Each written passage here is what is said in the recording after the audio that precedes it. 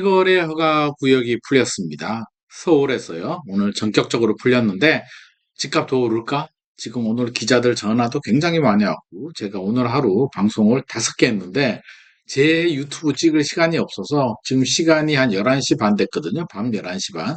이 시간에 지금 이제 와서 토지거래가 구역 분석을 해보겠습니다. 정말 피곤합니다. 진짜 먹고 살기 힘들어요. 서울시에서 2월 12일 토지거래가 구역 해제를 추진한다. 이렇게 발표를 했는데 정확한 용어로 따지면 사실은 저는 해제가 아니라 해지가 맞는 표현 아닐까 싶은데 왜냐하면 해제를 하면 완전히 무효가 되는 거거든요. 원점에서 돌아가서 무효가 되는데 지금까지 한 토지거래가 구역이 완전히 없어지는 게 아니잖아요. 지금까지 했던 효과는 그대로 있고 지금 시점부터 풀어주면 이제 다시 해지, 리셋이 된다는 그런 게 이제 해제는 완전히 원점으로 돌아가서 무효가 된다는 건데, 서울시에서 해제라는 표현을 썼습니다. 해지가 맞는데 해제를 썼기 때문에 저도 그냥 해제라고 하겠습니다. 서울시가 그랬으니까. 국제교류 복합지구 마이스 개발이라고 하죠. 삼성동 잠실 일대에 개발하는 잠삼대청이라고 합니다. 잠실, 삼성, 대치, 청담동 재건축 아파트 14곳은 내버려두고, 그러니까 재건축 아파트는 내버려두고, 이게 이제 불만이 많아요. 이 지역 거주하시는 분들은 난리가 났습니다. 왜 우리 아파트 안 팔아주냐고. 난리가 났는데, 잠실 엘스, 리센츠 이런 아파트들은 풀렸습니다. 신속통합계획 6곳도 즉시 해제를 했고요. 2027년까지 59곳도 순차적으로 해제를 하겠다라는 내용입니다. 상세한 내용 뒤에서 이제 하나씩 살펴보도록 하겠습니다. 토지거래 구역이 뭔지 한번 간단하게 설명드리면 이제 한마디로 결정적으로 말씀드리면 전세 끼고 못 삽니다. 실거주를 해야 됩니다. 잔금일로부터 6개월 이내 입주를 해야 되고요. 2년 이상 거주를 해야 되고 안 하게 되면 처벌을 받게 되는데 매수, 전세, 월세, 임대 불가능하고 전매도 금지가 됩니다. 충족을 해야 돼요. 그러면 안 하게 되면 어떤 불이익을 당하느냐? 안 지키게 되면 어떤 불이익을 당하는지 한번 살펴보도록 하겠습니다. 안 하면은요. 허가를 안 하고 거짓 부정한 방법으로 허가를 받았거나 허가를 안 받으면 2년 이하 징역에 가격의 30% 벌금. 와, 30%면 뭐 어마어마합니다. 거짓 신고, 계약 해제, 미신고는 3천만 원 이하 과태료가 부과되니까 안 지키면 안 되는. 이거 부동산 거래하다가 30% 벌금 내거나 2년 이하 징역 가면 이거 안 하는 게 낫지. 그렇죠?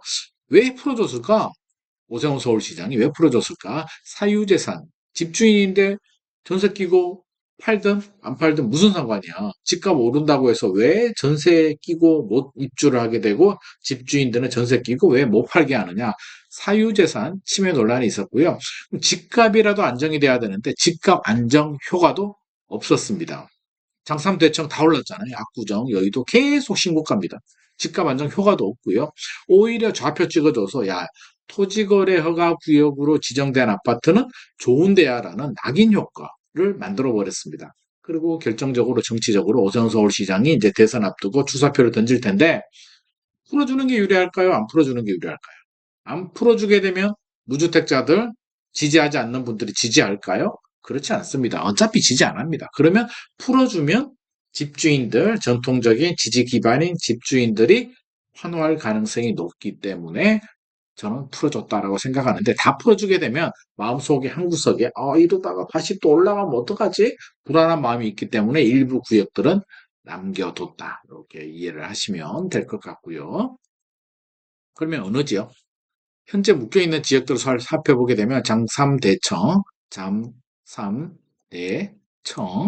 여의도, 압구정, 목동, 성수 전략정비구역, 용산, 국제업무지구, 그 나머지 그린벨트나 공공재개발, 신속통합계획, 모아타운, 서리풀, 그린벨트 이런 데가 묶여 있었는데 이번에 어디를 풀어주냐면 국제교류업무지구에서도 차이가 있습니다. 마이스 개발과 영동대로 복합 개발 사업, 여기에 마이스 개발, 잠실 운동장이 있는데 여기는 복합 영동대로 복합 환승인데 남아있는 구역이 있잖아요. 어지간하면 다 풀어줬는데 잠실 엘스 리센츠는 풀어줬는데 여기가 어디냐면 잠실 주공 5단지, 여기가 아시아 선수촌, 여기가 우성 1, 2, 3차, 여기가 우성 4차 아파트들, 음마 아파트, 그렇죠? 여기 개, 개포 우선미, 우선경, 미도 이런 아파트들 남겨두고 그러니까 재건축 추진하는 아파트들 남겨두고 나머지는 풀어줬으니까 안 풀어준 지역들은 지금 불만이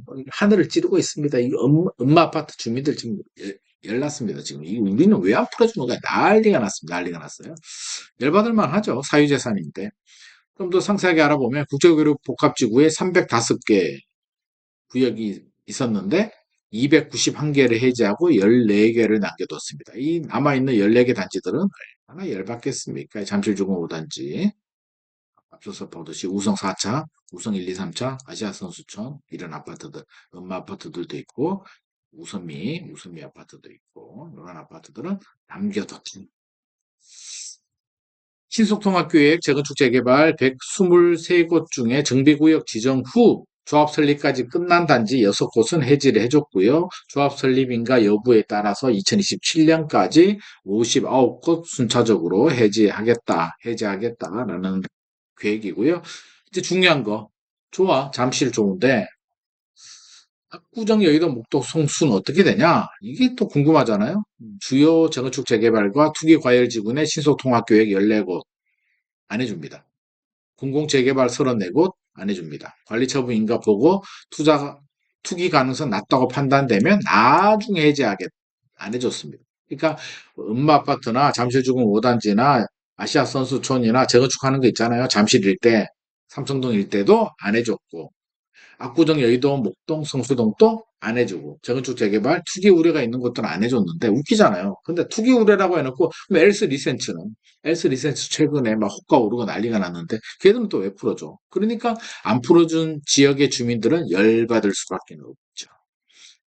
중요한 거 집값이 더 오를까 안 오를까 자 이제 중요한데 일단 집주인들 매도인이 이제 파는 사람이잖아요. 집주인들. 집주인 입장에서 생각을 해보자고요. 집주인 입장에서.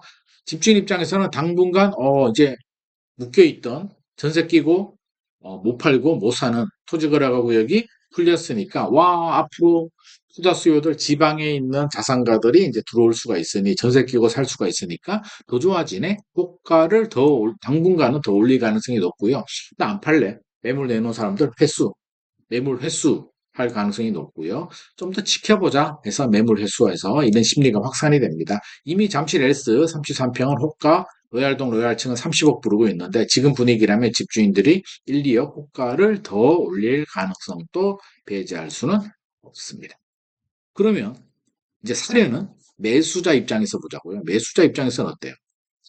기대감이 선반영된 상태. 이미 2024년 1월 1년 전에 잠실 엘스가 22억, 23억, 24억 하던 때인데 지금 실거래가 28억 5천까지 거래가 됐고요. 리센츠가 33평이 호가가 30억 부르는데 호가 기준에서는 7억 정도 그렇죠? 호가 아니더라도 한 5, 6억 1년 만에 전체적으로 다른 지역도는 막 죽쓰고 있는데 많이 올랐어요. 그래서 단기 급등에 대한 피로감도 있고요. 해제에 대한 기대감은 또 사라졌습니다. 그러니까 우리가 기대감에 먹고 사는데 해제해 줄 수 있다라는 기대감과 이미 해제가 돼버리면 이제 게임이 끝난 거잖아요. 그래서 기대감도 사라졌고 1년간 5억 원 이상 오른 집값도 부담스럽고 추가 호가 집주인들이 1, 2억 더 올릴 수 있는데 안 올려도 지금 호가 30억이 굉장히 부담스러워서 거래를 못하고 있는 상황에서 호가를 더 올린다?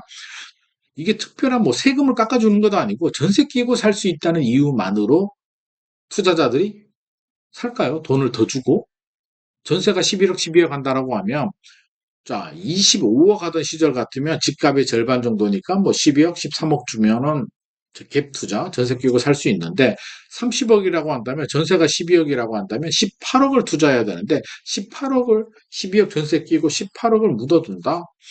쉽지 않겠죠. 그래서 그리고 결정적으로 오늘 또 제가 이런 얘기 많이 들었는데 잠실 엘스 리센츠 30억이면 서초구 강남구로 가겠다라는 분들도 꽤 계시더라고요. 그러면 가격대가 잠실로서의 메리트 있는 가격, 서초구 강남구 갈기는 부담스러운 분들이 인프라 좋고 강남 상구인 잠실에 들어왔는데 가격이 이렇게 올라가게 되면 이제 대체제가 되죠. 난 굳이 여기 아니더라도 서초구 강남구 신축은 아니더라도 구축 살래 라는 수요자 이탈이 발생할 수도 있습니다. 호가 따라가기 좀 부담스러운 상황이 매수자들 마음입니다.